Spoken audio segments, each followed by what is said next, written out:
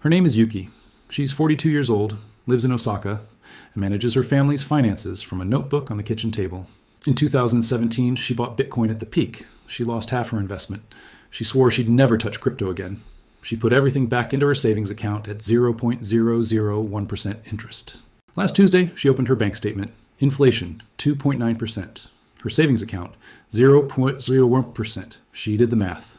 She's losing money every single day just by standing still. Yuki doesn't know it yet, but she's about to become the most important person in Bitcoin's next major bull run. 4 trillion, that's how much Japanese investors like Yuki hold in overseas assets right now. And while you were watching Bitcoin price action, one of the largest carry trades in financial history started showing cracks. December 19th, 2025. Bank of Japan raises rates to 0.75%, the highest level in 30 years. Morgan Stanley estimates $500 billion in yen carry positions are still active.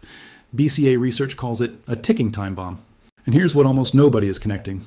While the world's largest creditor nation faces a potential capital repatriation event, one Japanese company just crossed 35,000 Bitcoin. Metaplanet, the MicroStrategy of Japan, and they're not slowing down, they're accelerating.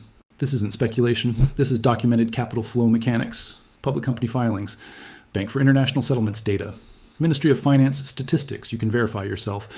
By the end of this video, you'll understand why Japan's yen carry trade unwind could become Bitcoin's next major catalyst.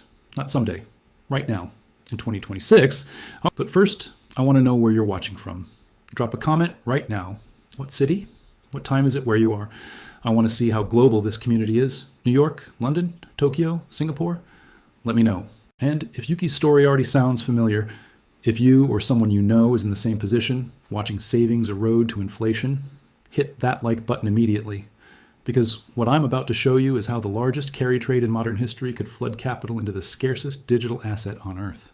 Subscribe with notifications on. The next 22 minutes will change how you think about macro forces driving Bitcoin in 2026. Let's dive in. Hiroshi's Japanese government bonds are starting to look different. Kenji has noticed. And Yuki? She is still doing the math at her kitchen table. If you are already connecting the dots, if you see that a $500 billion to $4 trillion capital flow shift could move markets massively, hit that like button right now. Comment below. Did you know Japan is the world's largest creditor nation? Did you know the carry trade is this large? Most people do not. That is why positioning before the crowd matters. Subscribe because the next section shows you exactly what Governor Ueda said 48 hours ago and why it confirms the hawkish path. The Bank of Japan raised rates by 25 basis points to 0.75% on December 19th, 2025. The decision was widely expected, priced in at approximately 70% probability. From the official statement, further rate hikes may be necessary if inflation and growth estimates continue to materialize. That is not dovish language. That is forward guidance for more tightening. But markets did not believe it initially. Ueda's press conference included cautious language. No predetermined path for further hikes. Neutral rate estimates remain highly uncertain. Reaching 0.75% has no special meaning. Traders interpreted this as dovish. The yen weakened despite the rate hike.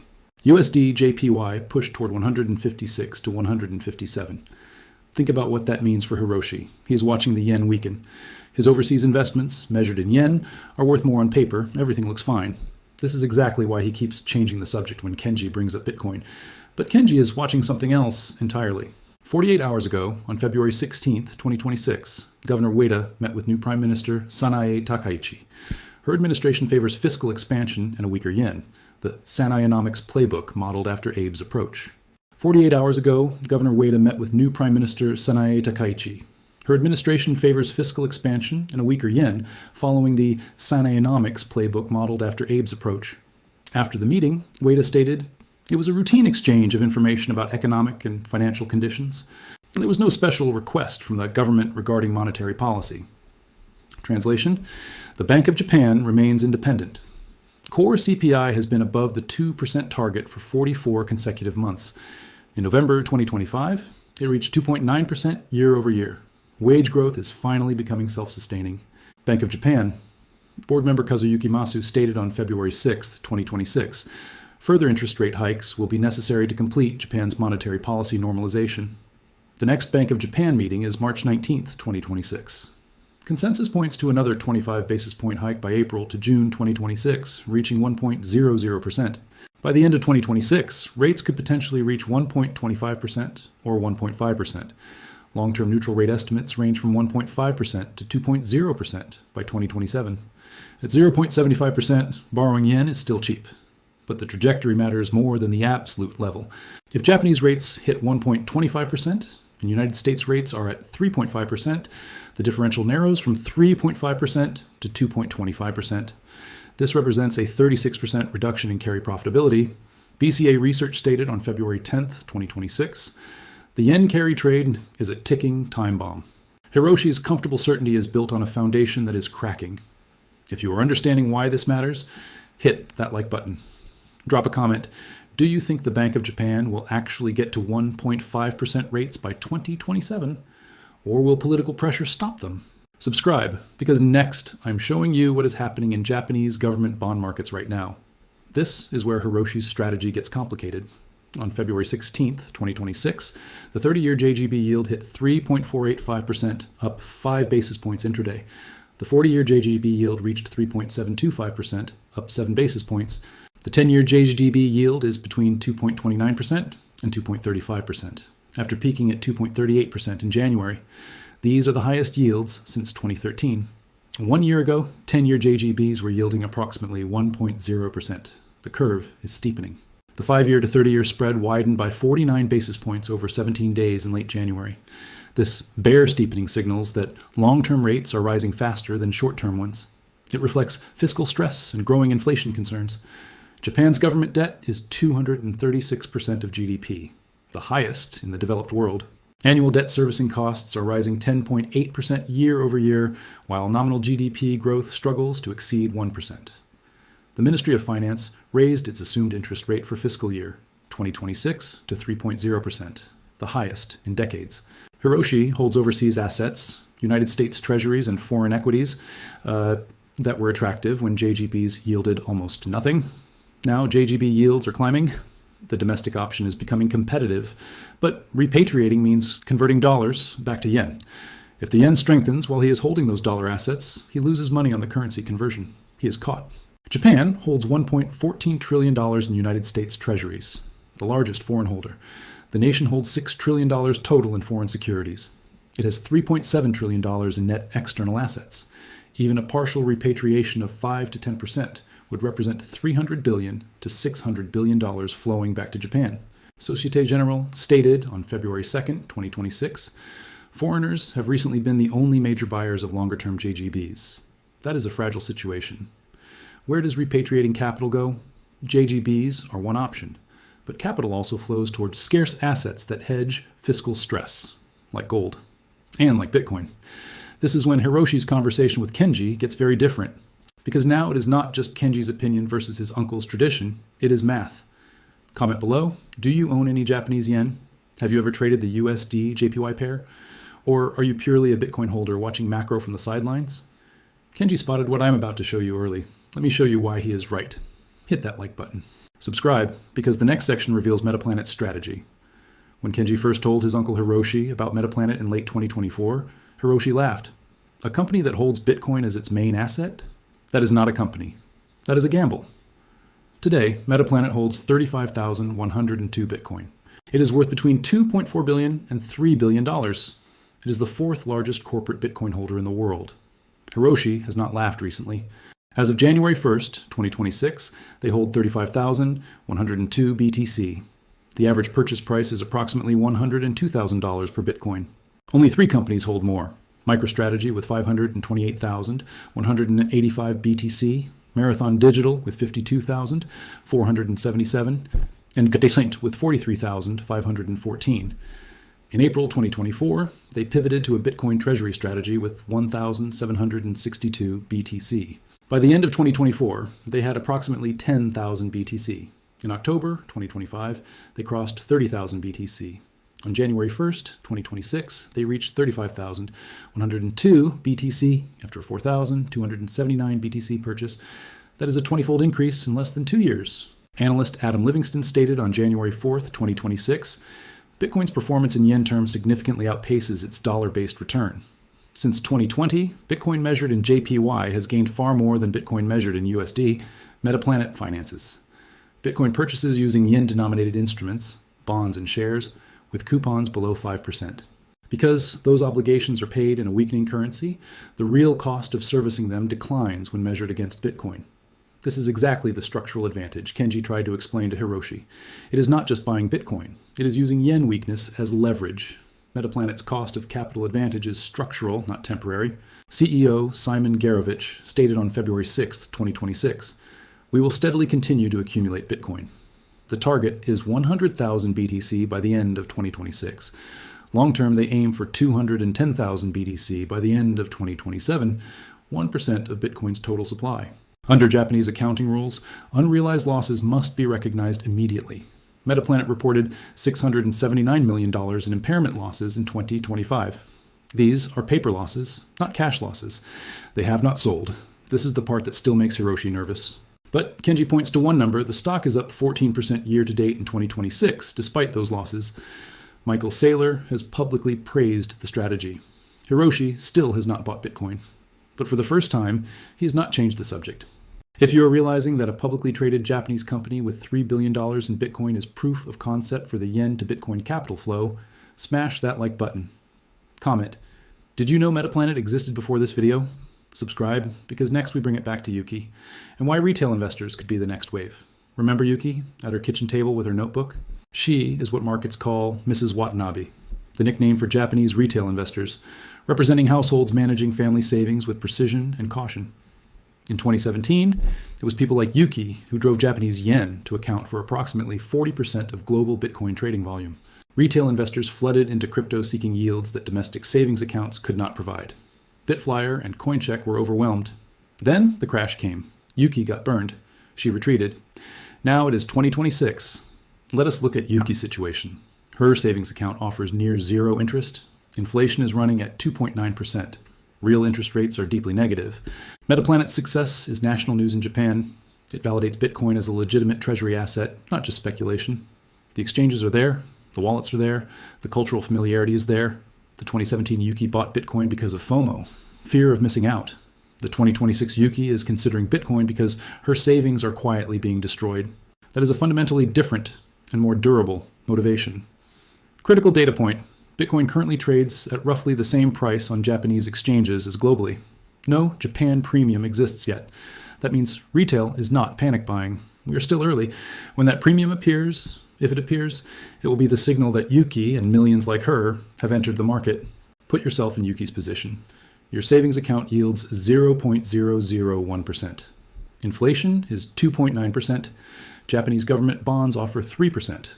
But only if you lock your money for 10 to 30 years and trust the government to service 236% debt to GDP, or Bitcoin. Comment below, if you were Yuki, what would you do? Hit that like button. Subscribe for the trigger scenarios. The first scenario involves aggressive Bank of Japan tightening in the second or third quarter of 2026. The catalyst? Bank of Japan hikes to 1.25% or 1.5% faster than expected. Effect? The yen carry trade unwinds violently, and $500 billion in positions liquidate. This is the scenario where Hiroshi finally calls Kenji, not to argue, but to ask questions. Because at one point, 25% domestic rates holding unhedged dollar assets become structurally expensive. Some of that repatriating capital does not go to JGBs. It looks for assets not tied to government solvency. Scenario 2 is a Japanese government bond yield spike, a trust shock 2.0. The catalyst? 30-year JGB yields break 4%, and fiscal concerns intensify. Effect: a crisis of confidence in Japanese debt sustainability. Remember the United Kingdom in 2022? The government announced unfunded tax cuts, the gilt market collapsed, and the pound crashed in days. Japan's debt situation is structurally more complex. If confidence breaks, repatriation would not be gradual. It would be violent. Investors flee to assets not tied to government solvency. Bitcoin benefits as pristine collateral with no counterparty risk. Scenario 3 is a USD JPY reversal, yen strengthening in mid to late 2026. The catalyst?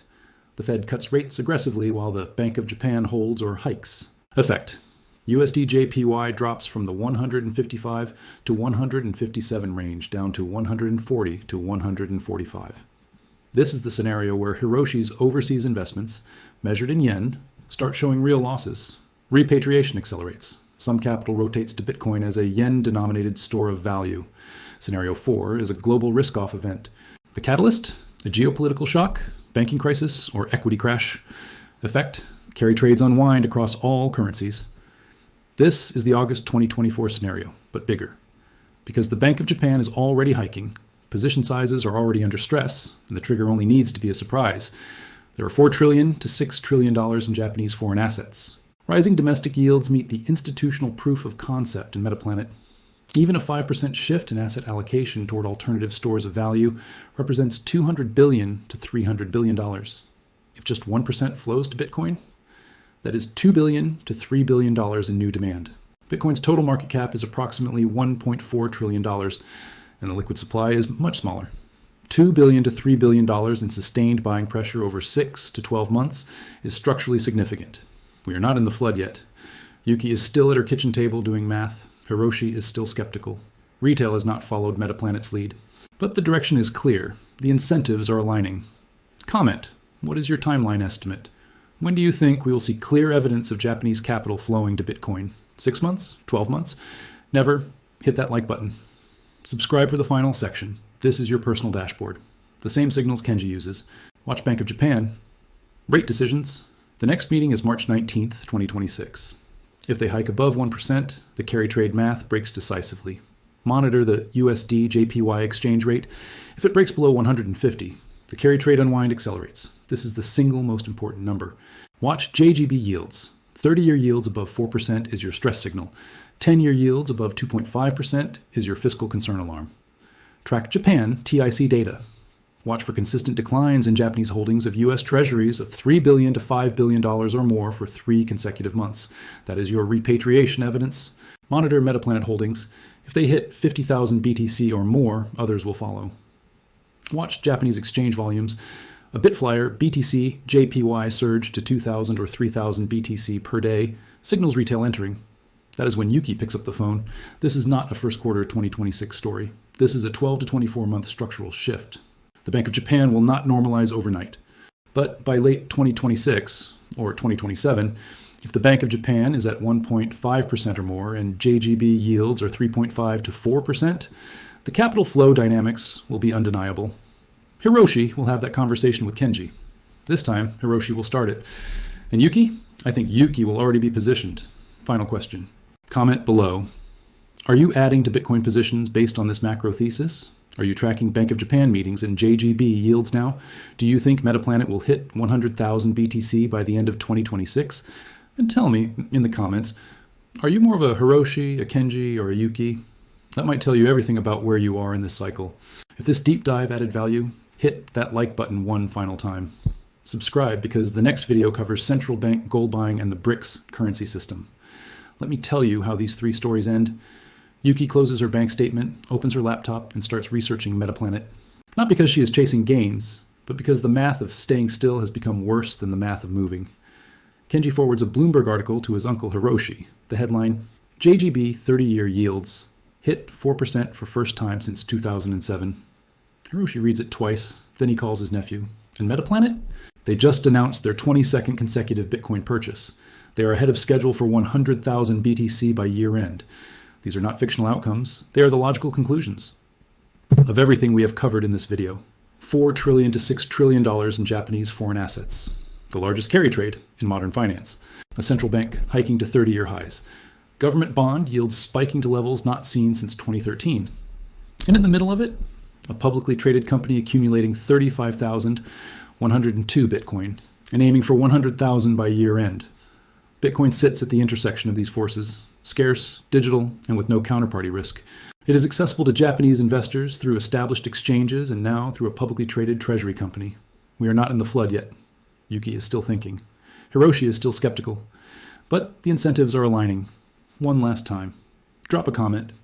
Tell me what city you're watching from. Tell me which character you identified with most. Yuki, Hiroshi, or Kenji. And tell me if this changed how you see Japan's role in Bitcoin adoption.